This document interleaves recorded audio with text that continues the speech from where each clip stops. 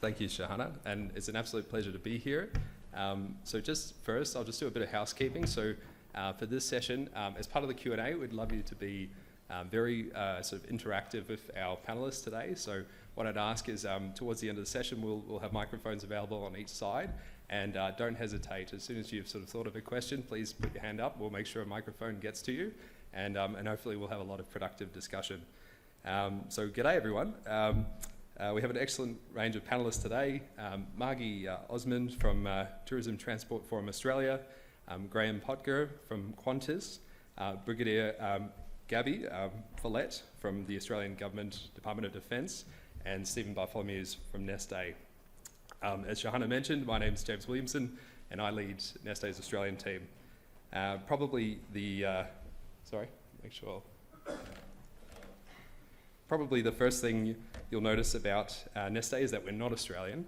We are, in fact, Finnish. To date, our facilities have not been located in Australia, and although through the construction of Singapore, we are in the region, we have been actively developing the feedstock market here since 2011. Linking to the session's theme today, I felt the Neste story might serve as a real-world example of what is achievable in the transition to renewables. As you can see, we started our existence many years ago as a conventional oil refiner in 1948. But over the last 20 years, we have migrated our business almost fully over to producing renewable fuels such as SAF. You could say that Neste was a front runner, pioneering the technology pathway often referred to today as HEFA. Behind me, I have included the operational dates of our global renewable refineries, and as you can see, many of these have been running for over a decade. And the point that I'd particularly like to emphasize here is that these plants are not subject to FID. They are built and they are operational. And hopefully, by the end of next year, we look to be producing about 6.8 million metric tons, or 8,700 megalitres of renewable fuel. Regarding SAF, we often hear that commitment to any volume of SAF is today untenable due to either its expense or availability. Well, with any new product, there is often a ramp-up period. I'm here to tell you that today, Neste is distributing SAF globally, and we'd love to see some Aussie logos up on this slide one day. It is worth mentioning that one of the significant factors adding to SAF's green premium is the reality that supply chains are still being established. For example, cargo sizes for SAF are a fraction of those typically shipped for conventional jet fuel. With this last slide, I would like to, the last slide I'd like to leave you with as we explore this topic, I have borrowed from our good friends at Argus Media. This is a non-exhaustive map of the announced SAF projects globally, with those actually operational in orange. To ensure the industry's credibility, we need to move beyond conditional announcements to actually having skin in the game. And I would invite you to hold us accountable and to make sure that we actually deliver on what we have promised. So on that note, I would gladly like to welcome our first panelist, Margy Osmond, to speak on the consumer's acceptance of, and perception of SAF. Thank you.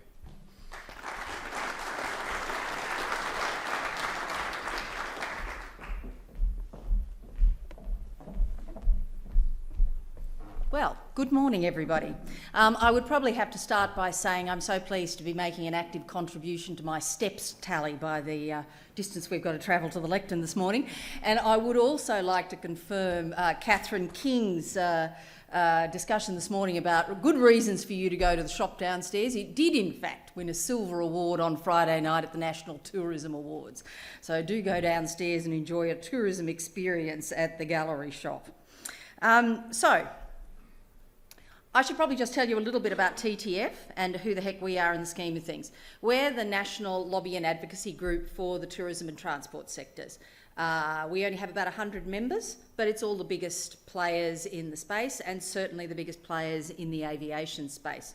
So for us, a discussion about sustainability and SAF is critical. Okay. because you can't do anything these days without a little bit of consumer research. We have, over the last couple of years, been doing quite a deal of research to see, what do people think about it, how much do they know about it. One of the biggest issues for us is going to be, in fact, education for travellers to understand where SAF fits into the scheme of things and why it may lead to slightly more expensive airline tickets at some point in the future. So, off the back of a piece of work that was done quite recently, 82% of Australians said they think it was important for Australia to find ways to reduce carbon emissions produced by air travel. The sentiment was most strongly held by 18 to 24-year-olds. I'm not certain that will be a big surprise. 86% of them said it was important. However, the overwhelming majority of older Australians agreed. Something like 77% of 65-year-olds. So this is, an interesting across-the-board recognition of a need to do something. Geographically, this was most important to residents of New South Wales, perhaps not surprisingly given it is the gateway state to Australia from an aviation point of view, and Western Australia, followed by Tasmania. So there's a bit of a pattern emerging here. Australia is a long-haul destination. We will never be anything but a long-haul destination, and just about everything within Australia is a long-haul destination. We don't have other transport opportunities like high-speed rail, for example, which would be an ameliorating factor somewhere like Europe. It won't be the case here, so aviation will continue to be critical, and that is why we as an industry are so fixated on the need for a SAF industry here in Australia. So let's have a look at what they think about SAF in particular. So something like 86% of Australians said they'd support the development of a local SAF industry. That's got to be very good news. Let's hope that's very good news that encourages the government to start spending a bit more money in this space. Interestingly though, the ones who are most alert to the SAF opportunities are those who are over 65. Now, it may very well be because they're looking at it from potential investment with superannuation funds, etc., but it is that older group, something like 91% of them said that it was critical for us to develop a local industry in this space. Strongest sentiment in favour of this, actually, interestingly, is in the ACT. So, just moving along, just having a bit more of a look at consumer trends in this space, and I'm very conscious that quite often, people have the opportunity to carbon offset and do all sorts of things when they buy an airline ticket, and they don't always do it. But there is certainly a level of increasing interest and increasing desire to see progress in this SAF space, and I think, as I say, incumbent on us is the need for a fairly significant education campaign. So the knowledge of SAF has been steadily increasing around the world over the last few years. When the first commercial flight actually crossed the Atlantic using 100% SAF fuel, Virgin Atlantic flight made headlines after flying from London's Heathrow Airport to JFK in New York using fuel made from waste fats and plant sugars. I would say to you just at that point too, having said waste product and plant sugars, for the tourism industry, we're really, really clear that our biggest partners in this space have to be the agricultural industry and the farmers. There is a need to understand that feedstock availability for the fuel has to be balanced back against other population needs in terms of that agricultural product, and a level of understanding that it's not just about waste and how important the ag sector is in this space, for us particularly. So what are the actual costs of inaction in this space? What are we going to see if we don't do something about this sooner rather than later from a tourism perspective? And I do want to stress, I'm from the tourism industry, I'm not from the fuel industry, so I'm going to be somewhat one-eyed about what the implications are for the tourism sector and for those travellers. I think probably the biggest symptom of inaction in this is we are already seeing across the world an impact on people's attitude towards long-haul flights and what the carbon implications of that might be. And I'm going to talk a little bit more about a specific example in that space in a second. But it is going to be an issue around flight availability and flight costs. Popular holiday spots, one of our biggest growth areas at the moment for international travel is in fact Japan. and the UK, of course, but Japan. So they're talking about mandates by 2030. That's going to have significant implications for the price of airline tickets. So from our industry's perspective, there is a need to understand this and to be developing whatever process is going to give us the best possible outcome on the ground and in the air. So in terms of specific impacts, I want to talk to you about business events. Now, business events inject a significant and massive amount of money into the tourism economy. It sort of sits somewhere in the area of about $17 billion a year. Increasingly, what happens now when you go overseas to bid for one of these global conferences to come to Australia, and it's big business. Everybody meets in Frankfurt once a year and has a discussion about which kind of business event is going to go where. Increasingly now, Australia has to justify its bid because we are long haul. And for many businesses, they A, don't want to take part in a conference that is going to do damage to their own carbon targets, nor do they want to send a whole lot of delegates to a conference that's that far away. So we are already seeing really significant impacts on our attractiveness as a business events destination in the early stages of this. There is also an element that says to you major events of any kind. I don't know how many of you took yourself off to the Taylor Swift concert. Show of hands. Oh, go on, fess up. There you go. Well, for what we're seeing now with some of those major events is that there will be an increasing unwillingness to bring those events somewhere like Australia when it's so far away and there will be so many carbon impacts of it. And in addition to that, they won't travel as far when they get here. So somebody like Taylor Swift in future won't go to every capital city. She didn't this time. She only did Melbourne and Sydney. That will be an increasing trend. More events in less places. So it will change the map and it will start a larger change in terms of those consumers and their willingness to travel. So let's just have a look at what the rest of the world's doing in this space. Because we're a research organisation, we couldn't help ourselves. Our friends at LEK did a little piece of work for us looking at where we sit globally. I think the most important thing to understand is just about everybody's spending more money than we are. It would be fair to say that from our point of view, the investment at this stage is about 30 million, thereabouts. Countries like Singapore are in the 60 million range. The UK is 320 million to develop their own local industry and counting. The Canadians are sitting at 550 million, and with some of the wonderful legislative impacts in America, it looks like a $7 billion investment through their Inflation Reduction Act. So we're a long way behind the 8 ball. So the next issue, of course, and one that's been discussed a little bit already this morning, is the issue around feedstock. Australia's not too badly placed in this space. Canada, obviously, better, and the US, pretty good. But interestingly, countries like China and others, not so good. So there's going to be some serious challenges. For us, in relation to this also, we tend to think that this is a neighbourhood. So New Zealand has virtually no capacity to produce SAF. The Pacific, which relies, 95% of its economy is based on tourism. It's got almost zip capacity to produce SAF and be able to be a player in this space. There is a regional requirement, I think, for us to understand our neighbours' needs and view that as an opportunity going forward. And they've just flashed the very quick thing at me, so I'm going to flick through some of these. So this is an assessment we've had done of the feedstock capacity.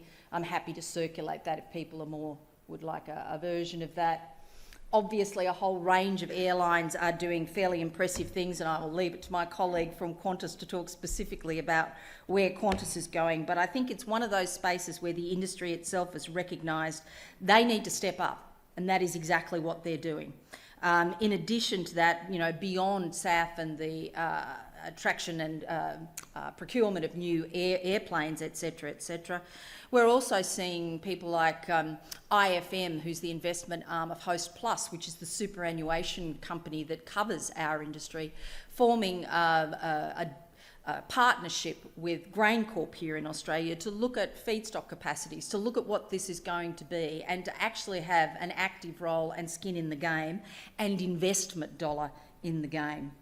So just in conclusion, in terms of further policy steps, from our point of view, Like everybody else, I suppose, in this room, we've made our submissions to the aviation white paper, and we have, of course, made very significant submissions to the government in terms of the upcoming budget.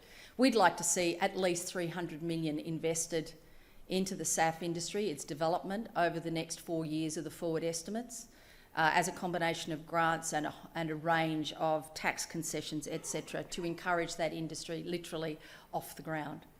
So thank you all very much. I'm going to go pre-bell and look forward to having a conversation with all of you during the course of the day.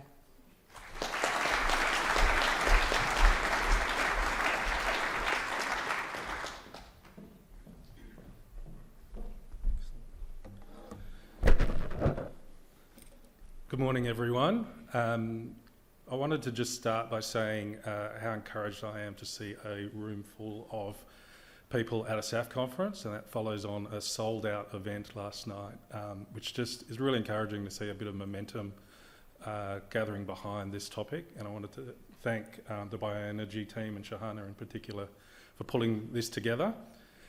For those of you who I haven't met before, my name's Graeme Potger. I'm the head of SAF at Qantas Group. So my day job is to help shape Qantas's SAF strategy and to try and figure out what a supply chain looks like for us to meet our 2030 and beyond target. And that's no easy feat. Obviously, we're starting in a country that doesn't have supportive policy. There's not a whole lot of production, and there's a lot of industry building required in order for us to meet our targets. So from a headline level, some of you in the room might know that we set a 10% target by 2030. What that translates to when you look at our expected fuel use is about 650 million litres of SAF that we need to be using by 2030. So as was pointed out last night, I think we've got 69 months left until that date. So there is some real urgency that needs to happen in this country to help us support that target. Beyond 2030, our trajectory goes up to about 3.5 billion litres by 2050. So demand is clearly there.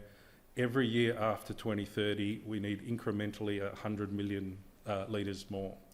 So at times it feels a little bit like, when you see the Olympic swimmers going for that world record and the red line keeps pulling away, it feels a little bit like that, but I think we're up for the challenge. And so we're scouring all the places that we operate to for SAF, and there are a number of areas that we can get it from. But what is clear when you look at the fact that we pick up 70% of our fuel domestically is that on any scenario, we're going to need a domestic SAF industry here in this country. And so we recognised that pretty quickly a couple of years ago, and in partnership with Airbus, what jumped off the page to us was that we're going to have some skin in the game and help catalyse this market.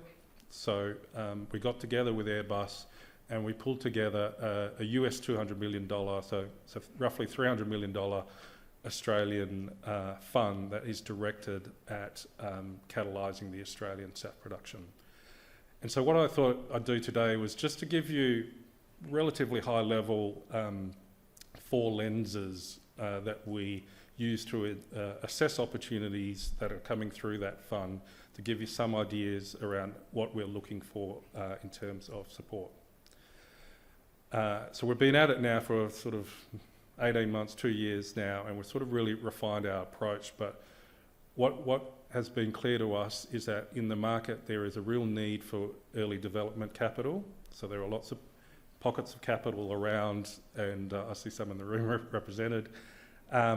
But the early piece is difficult to obtain if you're an independent project developer, so the first $20 million. So we've basically styled ourselves a little bit on a catalytic impact type fund. So we're looking to provide money to get the ball rolling and attract other capital in. And by doing that, we need to sort of sift through the various opportunities and start putting a lens on the opportunities we're going to help support. So over these next 4 slides, I'm going to give you some sense of how we're narrowing down the field. So this slide's pretty customary. There's lots of versions of it. This one is slightly skewed in that I think it underestimates HEFA in that first phase. But generally, SAF development is broken down into 3 phases. So you have the HEFA stage in the first step, which is all the oils to fuel. Then in the second phase, you have the more advanced second generation ways of making SAF. And we heard from Jimmy earlier in the last session, and alcohol to jet is an example of that. And phase 3, as we see it, is your power to liquids, including potentially using biogenic CO2 as the CO2 source. So we look at it in the same sort of 3-phase step, but we take a different sort of investment posture with respect to each. So in phase 1, our take of the market is that it's pretty well developed. There are a lot of well-resourced large organisations that are pursuing the HEFA pathway. I think the technological readiness and the commercial readiness of that solution is established, so we're going to let that part of the market develop on its own, and we'll access it from an off-take perspective in due course, and there's a slide I'll come back to on that. So we're very deliberate in our fund at looking at accelerating sort of phase 2 and phase 3. And in particular, we want to try and bring forward the development timeframes. The next lens that I wanted to put on our investment strategy is that although $300 million sounds like a significant sum, in terms of the industry building that we want to do, there are limits to how far you can stretch it. So we have to be very tactical in the way that we deploy it. And the concept that we're anchoring around is this removing roadblocks style investing. So we've looked around the country, jurisdiction by jurisdiction, and we've understood potential ways of making SAF, potential feedstocks, and what the supply chain looks like. And we've studied those very closely, and what we're trying to identify is in each jurisdiction as you move around the country, where are the roadblocks, or where is there a blocker or a potential derailer for that end-to-end supply? Because I think from our perspective, there's not a lot of benefit if we make a whole lot of investments upstream, but for various reasons that doesn't actually materialise into fuel into our wing. So we'll raise a focus on making sure from a portfolio perspective, while we're trying to remove roadblocks in the supply chain, it eventuates into SAF into our wings, because at the end of the day we'll be marked on our target. So if you look at that, what occurs to us, for example, in the feedstock supply, I think it's well known that the HEFA pathway, while it's commercially ready, there are constraints around feedstock supply. So we are looking at opportunities at novel HEFA feedstocks. We're looking at non-food type crops, potentially growing on marginal lands. Those sort of opportunities to help scale HEFA to the size that we need it to get to. Similarly, if we look at blending and distribution, there's still a blending cap obviously on SAF, and we will need blending capability, particularly into regional airports. So how do we sort that out? And we're very keen to look at technological solutions that assist us in that.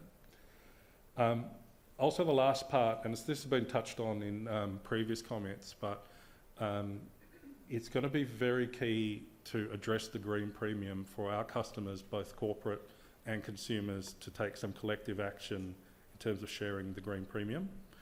And one of the earlier panellists talked about a book and claim system, which is the methodology that underpins that. We've also brought together a SAF coalition, so an early collection and cohort of corporates who want to pioneer in this space. But eventually, I think if we are to scale that part of the equation, and this is the distribution of the Scope 3 attributes, it's going to need a digital solution, so something akin to ACCUs and the carbon markets. So we are intently studying options around there, and there are a few popping up, but it's an equally important part of the value chain for us.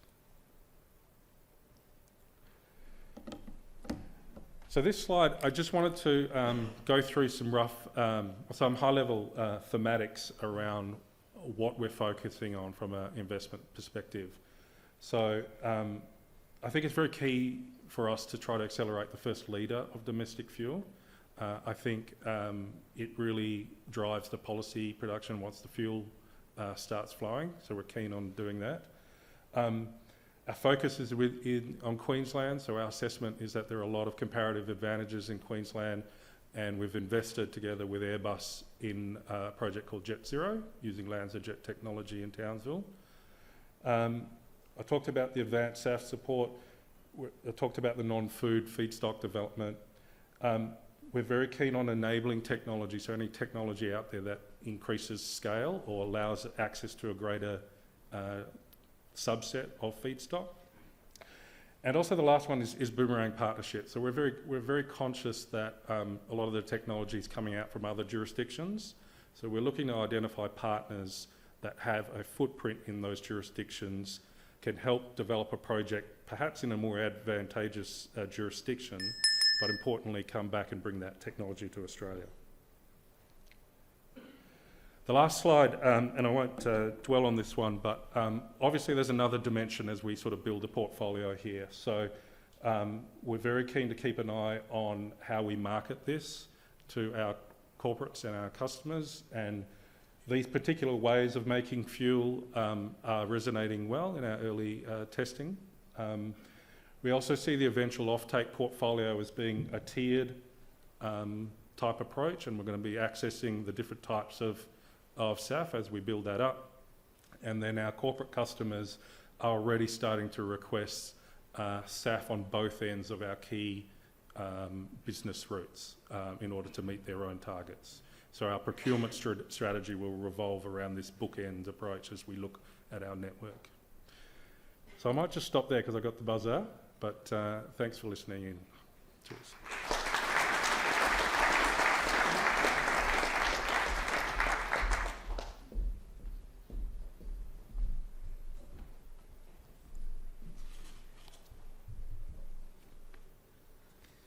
Good morning, and thank you for the opportunity to speak to you today on the future of operational energy for the Australian Defence Force.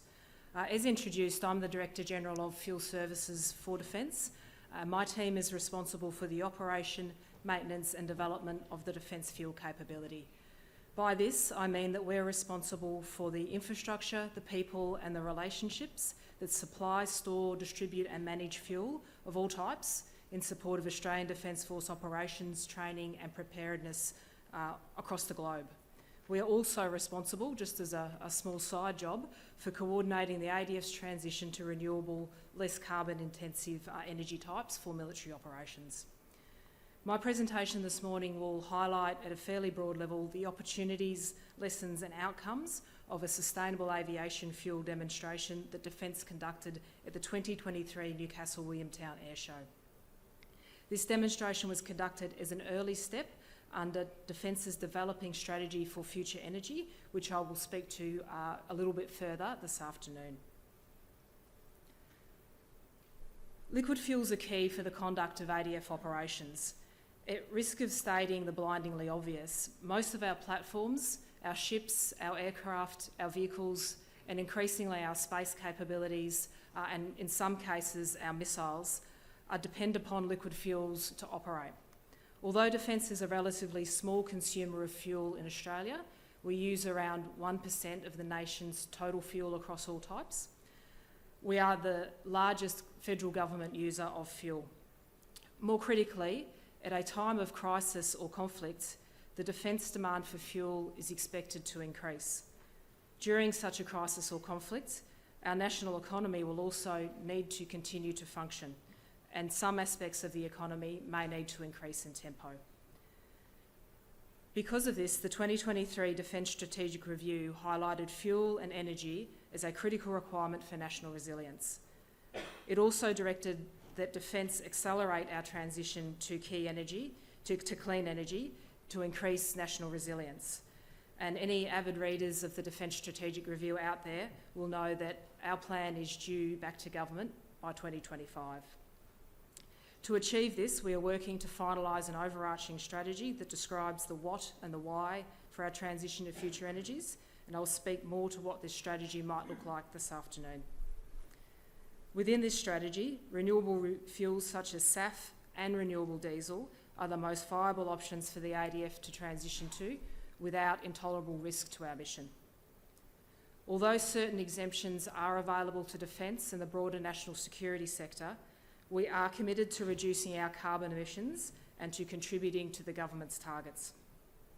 As an early step towards understanding how we will make this transition and implement our future energy strategy, in November 2023, Defence demonstrated the use of SAF in Royal Australian Air Force Pilatus PC-21 aircraft during the Newcastle Williamstown Air Show. And the plane spotters among you will know that the PC-21s are more broadly known as the RAF roulettes. This successful demonstration was a collaboration between Air Force, my team in Joint Capabilities Group, and our fuel industry supply partner Viva Energy Australia. The demonstration's success was due not only to the fact that the fuel was supplied and the aircraft performed as expected, although both those things occurred. The demonstration was a success in that it identified considerable lessons along the way. It was an excellent example of what seemed like a fairly simple activity that contained underlying layers of complexity that we worked through collaboratively, including in partnership with industry, to resolve and learn much more than we had anticipated at the start. As many of you will be aware, defence fuel specifications differ from the commercial aviation industry, requiring commercial jet fuel to be additised or dosed to meet military specifications, creating F-34 or F-44. The bespoke process to additise, transport and deliver the SAF required to enable the demonstration was considerably more complicated than originally anticipated. To conduct the demonstration, through Viva Energy, we imported two 24,000 litre isotainers containing a 30% SAF blend from Europe. Initially, rehearsals and confident flights were conducted at East Sale, where the aircraft are usually based, and the fuel was then transported to Williamstown Air Base for the conduct of the demonstration. These rehearsals were important for enabling the pilots to be confident in the performance of the aircraft using SAF, a key part of our education program within Defence, and pretty important if you're the guy or girl who's performing those acrobatics.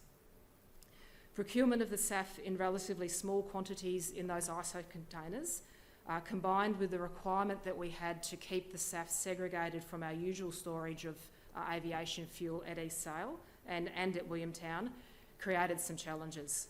This segregation was necessary to prevent the SAF from being issued to defence platforms that were, at the time, yet to be confirmed as able to use SAF. We therefore used two aviation refuelling vehicles as temporary storage, allowing the fixed fuel installations to continue to supply fossil-based aviation fuel to other aircraft. These circumstances required a bespoke additisation process consisting of 60 manual handling steps over a 13-hour period. The personnel requirements included 7 Viva Energy technical specialists with support from my team and from Air Force. Hoses and fittings were customised to transfer the SAF from a chemical transporter vehicle to a Viva refuelling vehicle, through a portable dosing unit and into the 2 defence refuelling vehicles that we used as the storage means. This bespoke supply and logistics model for the demonstration was challenging and less cost-effective due to the labour required, and it also exposed the people involved to the safety risks that are inherent in dosing fuel with those chemicals. That it worked was an absolute credit to those who developed it, and it's a really great demonstration of what we can do in a partnership between industry and defence, but it was cumbersome and it was slow and it added cost to the process. Although the complexity was largely driven by the small volume and the requirement for segregation, the experience considerably enhanced our knowledge and our experience. We are also currently actively learning from our partner militaries, most notably the United Kingdom and the Royal Air Force, who are developing experience in using higher blends of SAF and the associated impacts on their ground support equipment, particularly when used over a longer period of time. So what next? I'm cautious not to get ahead of decisions that are yet to be made internally within Defence. But what we are hoping to do as our next step is to operate a defence base on sustainable aviation fuel for a period of time, hopefully up to around 12 months and potentially beyond. This is already, just as a process of planning and exploration, having a significant impact upon accelerating the process necessary to enable defence aircraft to use SAF. This will in turn remove the requirement for fuel segregation, which means we can work with Viva to simplify the supply chain, most particularly the additisation process. Importantly, it will enable the SAF to be delivered directly into the defence fuel installation at the base that we end up choosing, which will make things far more effective and efficient. What we are also looking at is renewable diesel trial, potentially in a naval vessel. And I know that much of the discussion here today has been about SAF. For Defence, we don't want to lose sight of renewable diesel for our maritime capabilities and for our land capabilities. We are looking at conducting that renewable diesel trial within the course of this calendar year. The cost of SAF, and indeed potentially the cost of renewable diesel compared with mineral fuel types, remains a key limitation for us. Defence's budget is not small, but it is finite, and that includes the fuel budget within it. And this is no doubt the case for other users. But if approved, the conduct of these next steps will enable us to learn lessons from the protracted use of SAF and hopefully renewable diesel. It is also a key part of educating our people on the opportunities resident in renewable fuels.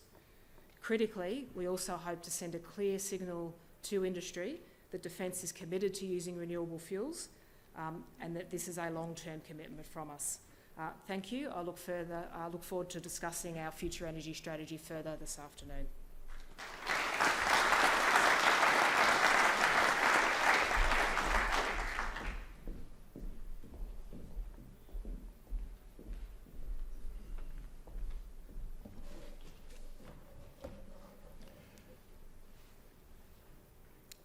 Good morning. I'm Stephen Bartholomeusz, and I'm the Head of Public Affairs for Neste for the Asia Pacific region. I'm delighted to be here. This is my second Australian Renewable Fuels Week, and it's great to see such a large audience. And I think in some ways, like my topic, how policies are enabling the growth of renewable fuels, or in this case, particularly sustainable aviation fuel, it's nice to see the growth of the audience at Australian Renewable Fuels Week as well. Well, clearly, aviation needs to decarbonize. If you look at our current emissions, it's at about 2 or 3%, but these are set to grow as the aviation industry also continues to grow. And if you just look at sort of the non-CO2 impacts of aviation, the actual emissions are significantly higher. So the aviation industry needs to change, it needs to decarbonize, and to reach the goal of net zero by 2050, sustainable aviation fuel presents the best opportunity. The reality is that we are in a regulated market, and if you look at sustainable aviation fuel, it's really regulations that are driving and accelerating the growth of this industry. So if you look at the global market outlook, in 2023, we were using less than 1 million tons of sustainable aviation fuel, driven by mandates in countries like France, Norway, and Sweden. And in 2025, this number is set to grow to about 4 million tons, largely driven by the EU Refuel Initiative, which is a mandate, as well as opt-in schemes and other mandated schemes coming on stream in other regions. As has been presented in the previous panel, this industry is then set to grow to about 15 million tons by 2030, largely driven by long-term drivers. So the overall 70% SAF mandate under Refuel EU in 2050, as well as some of IATA's targets for net zero by 2050, as well as the development of mandates in markets like Japan and Singapore. Now, the continued growth of this market, as I mentioned, will require policy support to drive investments. And if you look at the United States, the European and Middle East region, and then Asia Pacific, we see initiatives like those in British Columbia, where they have a 10% SAF target by 2030. The European Union, driven again by Refuel EU, going from 2% to 6%. But I just want to focus here on the Asia Pacific region, because my role sort of covers the developments around policy in this region. And Japan's pretty much been the front runner in this space with the announcement of a 10% target by 2030. Countries like New Zealand have been talking about setting up sustainable aviation fuel mandates, but we haven't still seen any announcements there.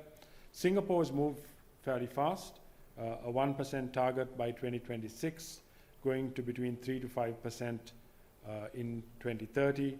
And then there are announcements by countries like India and others around targets around 2026 to 2030. I just want to highlight this slide, however, because it is a busy slide, but in some ways it's kind of connected to the slide that James shared earlier from Argus, which talks about industry development and what the industry is proposing to do. In some ways, this is just the Asia Pacific region, and these are some of the proposed policies and discussions that are taking place. And what I've actually highlighted here are the actual policies that are in place. And the only two countries that have policies in place right now are Japan, that announced a target initially at the end of 2022. They then changed this target to a mandate in May last year. And they are now working in this current Diet session to actually legislate this mandate. And in addition to legislating the mandate, they are also developing policies to enable the domestic production of SAF.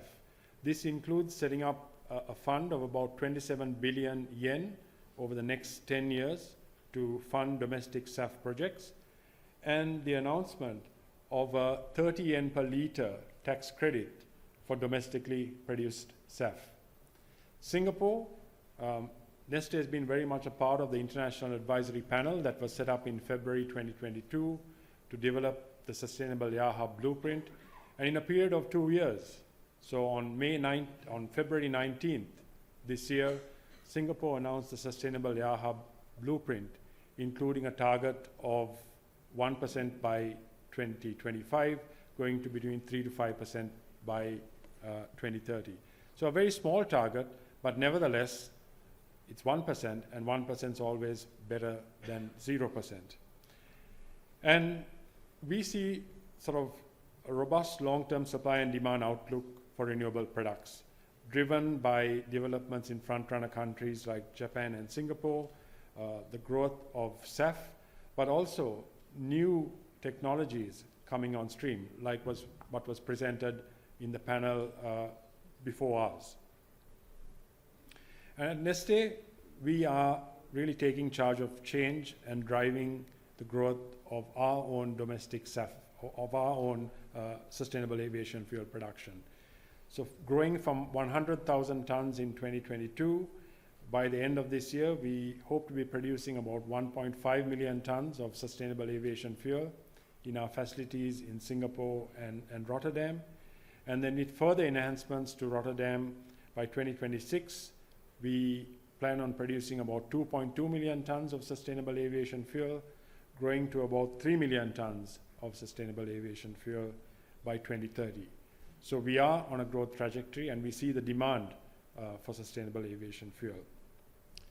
But I want to just very quickly shift, because I thought it would be a good opportunity to highlight and showcase a very recent development around policies to enable the growth of sustainable aviation fuel. And I'm very thankful to the Civil Aviation Authority of Singapore for sharing a couple of slides that showcase the Sustainable Air Hub blueprint. Now, the blueprint covers 3 initiatives. So there are initiatives in the airport domain, the air traffic management domain, and then in the airline domain, and the airline domain is largely driven by SAF. Underpinning these domains is the critical enablers, so the development of policies. And I'll just focus here for the purposes of this audience on the work that is being done around sustainable aviation fuel in Singapore. So firstly, to kickstart the adoption of sustainable aviation fuel in Singapore, flights departing Singapore will be required to use sustainable aviation fuel from 2026 onwards, starting with a 1% target and then growing to 3 to 5% by 2030. I think the other key point here is the introduction of a sustainable aviation fuel levy. So the Civil Aviation Authority will introduce a levy for the purchase of sustainable aviation fuel so that they can achieve that uplift target. And this is being done because, as all of you know, the SAF market is at a very nascent stage at this point. And to drive growth, this levy will be set at a fixed quantum based on that initial 1% SAF target and the price point of sustainable aviation fuel at that time. And the levy will also be based on a range of factors, such as the distance that you travel, as well as the class of travel. So just as an example, as you can see here, a flight to Bangkok will cost you an additional $3 Singapore dollars, based on that 1% target, $6 to Tokyo, and then around $16 to London. Additionally, there will be also a centralized procurement process for sustainable aviation fuel, and this is largely being done to manage the cost of the procurement of sustainable aviation fuel. And finally, Singapore wants to be the SAF hub for certainly for the ASEAN region, but also for the Asia Pacific region. And this is largely being done to attract investments into Singapore. So this overall sustainable air hub blueprint also links very closely with the sustainable Jurong Island plan. So Jurong Island is a petrochemical hub, and they are transitioning that island into a sustainable petrochemical hub. So as you can see, there are a range of policy levers that can be put in place to really drive growth of the sustainable aviation fuel industry. Singapore's example is just one, but as you've heard from the panels earlier this morning as well, you have mandates, you have incentive type schemes. What's the best scheme? I'm not really sure myself, but I think you need a range of policy levers to drive growth in the sustainable aviation fuel industry. Thank you.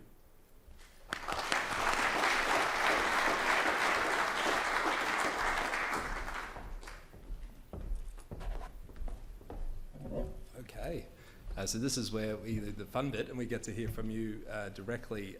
Now, before we jump into the Q&A, I'd first like to invite everyone just to give our panelists another round of applause for those very excellent speeches.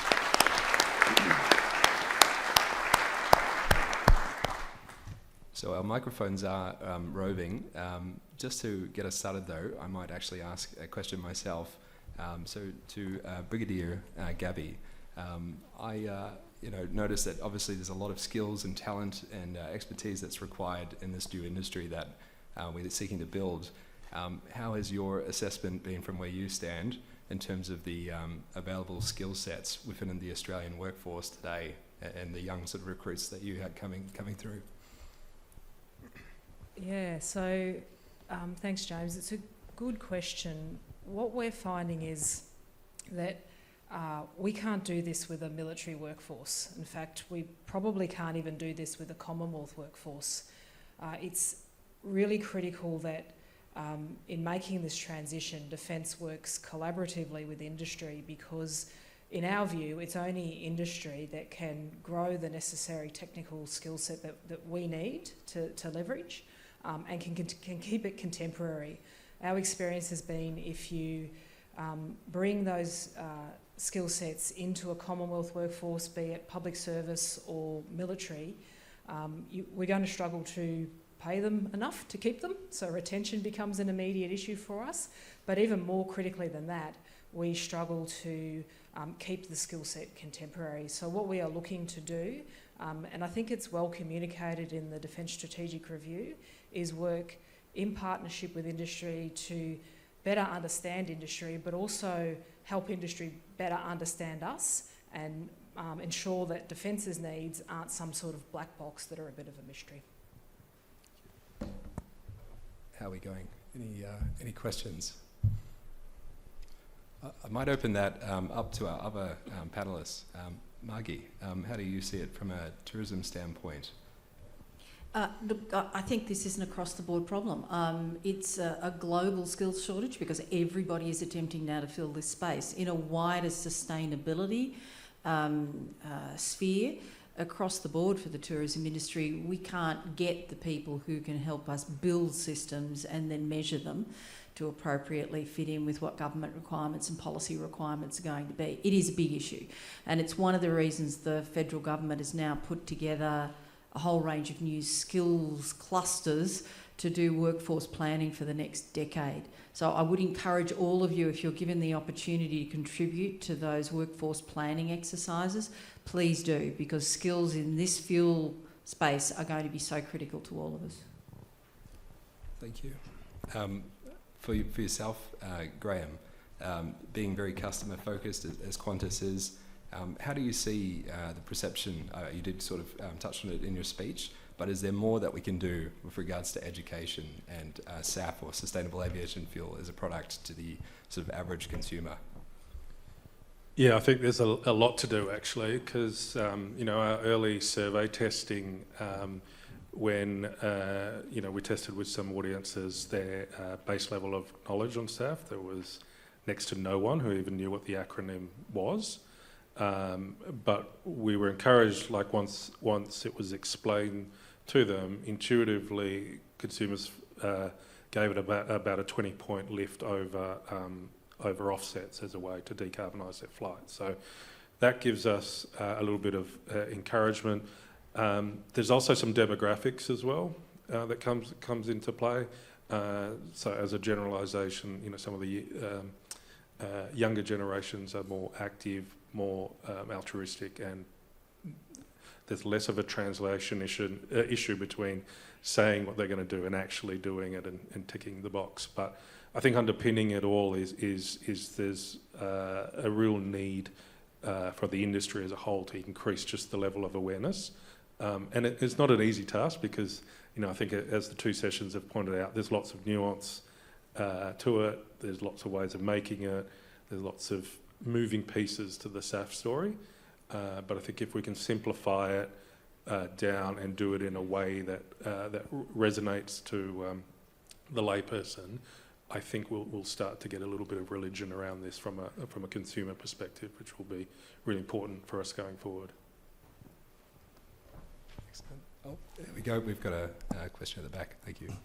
Hello, Tim Stock from Green Power. A question's for Margy, but also for the other panel, and you had some good consumer resource about the wanting to have options and being able to do something about having clean air travel and what have you, but the question is about the willingness to pay. So what is the consumer's willingness to pay, and at what level does it become a policy mandate or the ability for consumers to make decisions to purchase a more expensive flight or a more expensive option?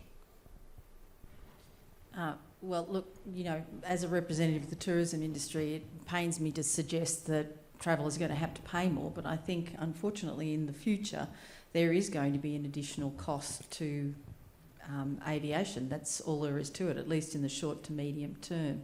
I think the critical issue, though, is transparency, because this kind of development and activity goes way beyond opting in and opting out. It will become a public policy issue for government, and not necessarily into the future a matter of choice for travellers. If they want to travel, there will be some sort of fee potentially that will be associated with that travel. Simply because if we've got to move into the space of using SAF, it's going to cost more. And those countries that choose to put in place mandates will also add another factor, or those that choose to put in place systems like the Singaporean one. So the big challenge for us is not only educating people about SAF, but educating that it comes with a price tag. Over on the left.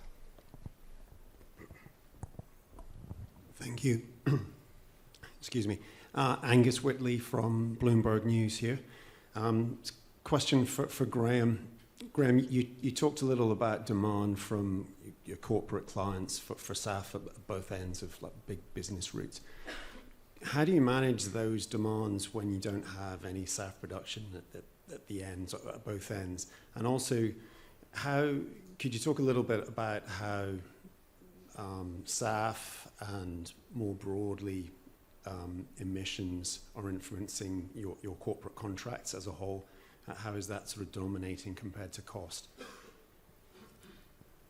Yeah, look, the first thing we've done is obviously set up that SAF coalition. So SAF supply around the network that we operate to is very limited. So we're taking it out of London, and essentially we're prototyping a program where we use a book and claim methodology to take the attributes and then apply them to Australian corporates. Now, that system needs to be underpinned by a regulatory framework, and so one of our policy suggestions is that there are what called SAF-C frameworks out there, and the World Economic Forum, for example, has one. So we think that that's part of the regulatory picture. So that's the first step. But I think, you know, in trying to promote that program, I've had, you know, hundreds of conversations with corporate Australia around each of their views, and some sectors are feeling it more acutely than others. So particularly professional services, you know, management consultants, those kind of groups, their employee travels and the emissions from their employee travel is probably their second biggest source of scope 3 emissions. And they can tackle the emissions around their offices, but then it's pretty quickly it's employee travel. And they do not want, for employment reasons, to tell their employees to travel less, because it's kind of part of the value proposition. So that's where we're getting some queries around, you know, when is this coming online? How can we participate, you know, more entirely with the process? And we're reading the tea leaves, for example, and, you know, it's very clear to us, for example, that Trans-Tasman, Trans-Pacific, Australia into Singapore, and on the west coast into Europe, we are going to have to progressively get SAF on both ends of those key ports. So not only are we looking at investment in Australia for one end of the bookend, but we're looking also at those ports. And, you know, that's why we've signed an offtake in California. We're focusing a lot of our attention on US offtakes as well. But we'll have to do it progressively.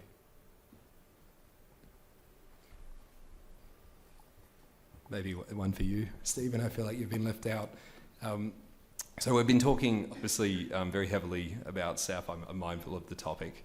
But also, at least from a HEFA standpoint, and I believe for other technology paths, renewable diesel consequently will be produced. So for you, Stephen, what sort of friction points do you see that we might be able to remove in terms of making that widely available within Australia and New Zealand? Yeah, so I think just before I comment on your question, James, I want to just add a couple of points to comments made by Graeme and Margy around education. I think that's really critical. We need to help people understand, first of all, what is sustainable aviation fuel and why is it important and what benefits does it bring. But I also think we need to educate people around the actual cost, as Margy pointed out, that there'll be an additional cost to travel. When Singapore made the announcement around the 1% SAF target, and then they broke down those numbers, you know, $3 Singapore dollars to Bangkok, $6 to Japan, and $16 to London. The social media in Singapore was just pretty much 95% of what was said in social media was critical about, oh, now our flights are going to become more expensive. But that's just the reality. And I think, you know, putting it in perspective, I happened to travel to Melbourne before coming here, and having a what they call a kopi si kosong, which is a black coffee with milk, and a piece of kaya toast, which is a piece of toast with coconut jam. Cost me $12 at the airport. So, I mean, $6 around that to get to Melbourne is not really a lot. But I think in terms of the friction, I think we got to look at this whole industry, even here in Australia, holistically. It can't be just about sustainable aviation fuel alone. Yes, aviation is a hard-to-abate sector, and we need solutions to tackle that. But you have to look at it in terms of, as the Australian Defence Force is doing, what about your land transport? What about your Navy? How do you decarbonize that? And in terms of the tourism and transport sector, Margy, I'm sure you have a lot of tour buses and other transport vehicles that currently use diesel. So how do you decarbonize those vehicles? And EVs is one technology, but for some of these heavy vehicles and heavy transport, you still need fossil diesel. So I think it needs to be a holistic policy. It needs to be a holistic biofuels policy. And that's what's really needed in terms of policy development here in Australia. Do any of the other sort of panellists have a view, maybe Margy, on the renewable diesel side of tourism and the industry? I completely agree. I think, we're a bit focused on the SAF today for obviously very good reasons, but, I represent the cruise industry. I represent a lot of that land-based travel and the challenges around maritime fuel in this space and what that's going to look like, and the challenges for anyone who operates around Australia or has to have goods transported to them. The logistics of the tourism industry are also going to present a whole range of challenges, which is why we're doing a lot of decarbonisation work in a larger sustainability and fuel space, and working with the Climate Change Commissioner and others on this to start the thought process and the debate. But once again, it does come back to that skills issue here in Australia. When you look at the breadth of the sustainability challenge for the tourism sector, we are going to need experts in that space, and we just don't have them at the moment here in sufficient numbers. Here's hoping to fill up on a tank of renewable diesel on my way to Taylor Swift. Unfortunately, I couldn't get tickets for that one. Any other? Oh, here we go. One question over there. Yes, hi, Stephen Forshaw from Airbus. A couple of questions for Graeme. No, it's all right. No, actually, a question for Margy. No, I'll take those ones offline. Margy, I was really pleased to hear you say that you had put a very direct recommendation to government about putting some money on the table, and you actually put a number on it, and congratulations for that. Now the other side, 300 million, I think we've heard the scale of the challenges this morning, is not really going to be enough. Shouldn't we really be looking at something akin to Hydrogen Head Start? Can you just walk me through how you thought about that number? What led you to come to the number? I don't want to quibble over a few dollars here and there, but there must be some thinking around why don't we get to the scale of Hydrogen Head Start at sort of 2 billion or so to start getting this industry moving and to de-risk particularly the early projects? I think it would probably be fair to say, early on in the conversation at this point in time, that 300 million figure is the product of conversation across the board with our peers within industry about what we thought might, no pun intended, fly. So from our point of view, that's certainly only starter cash, and that's intended to be only over this period of the 4-year estimates, and very specifically around stimulating innovation and just literally getting the ball rolling. Because when you compare the figures here and other parts of the world, it's embarrassing. From our point of view, though, that doesn't step away from what should be happening at state level in addition. And increasingly in states like Queensland, who for quite a considerable period of time had a Biofutures Commission and been engaged in this space, there's a huge level of interest and desire for change, simply because, as a state like Queensland is really the long haul issue from an aviation perspective, and their desire to get more flights into far north Queensland from parts of Asia is stimulating a lot of activity there. I'm going to have to say I don't have the definitive answer in this, but I think it's really important, as a show of faith, if you like, that government puts in place at least something of this measure to get started, and that then becomes an active encourager at state level all around the country as well. So, but I just want to press that exercise around the states, because they have responsibility here too. Hi, I'm Pauline Kennedy from BP, and my question's for Gabrielle. Just in the context of what you're planning for your piloting and testing for defence, do you think that you'd have a preference for locally produced SAF and renewable diesel that comes from locally produced feed? Yep. Yeah, thanks. I'll talk a little bit more about it this afternoon, but the attraction for us around locally produced, something that is onshore and not subject to the lines of supply coming internationally, is fuel security, energy security, and I think the LanzaJet speaker spoke to this morning. We know that if we're a fossil fuel importing nation, which we are, if we become a renewable fuel importing nation, and worse still, we export all of our feedstocks or some of our feedstocks and then buy it back in again, well, we're at risk of making potentially the same error that we've made with other industries in Australia. So we've got an opportunity in this transition to address our vulnerability as a fuel importing nation through some form of onshore industry, ideally sovereign owned, would start to contribute to those national security objectives.